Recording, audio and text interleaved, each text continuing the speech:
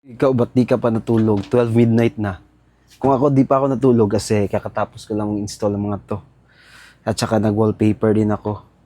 So, kung hindi ka naman under influence ng kahit na ano, alak, droga, caffeine, yung mga ganyan, yung kape, pag naka-droga ka, pa-check up ka na or magpa-rehab ka na kasi baka may problema ka talaga, addiction. Pero, pag wala kang problema, normal ka, baka may iniisip ka lang. Tapos di ka na makatulog kasi nagtatrabaho yung utak mo.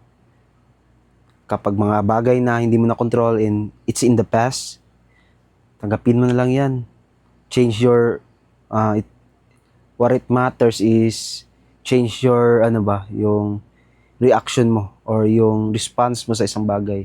So pag di mo na control ang isang bagay, tanggapin mo na lang. Power of acceptance kasi ang power of acceptance, hindi naman ibig sabihin, minsan kasi na may misinterpret ang power of acceptance.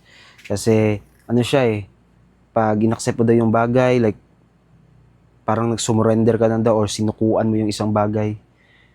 Kung wala ka ng control, di mo naman talaga magagawa yan. Wala ka nang magagawa kung wala ka ng control. Like, in the past na. So, like, dito, enjoy the moment.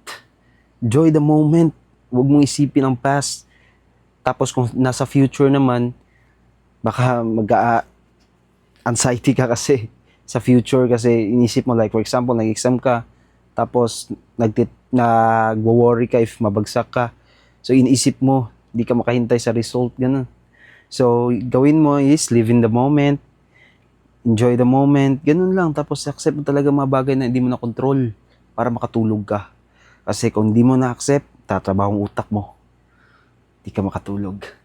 Yun lang, maraming salamat. Pinagdaanan ko yan.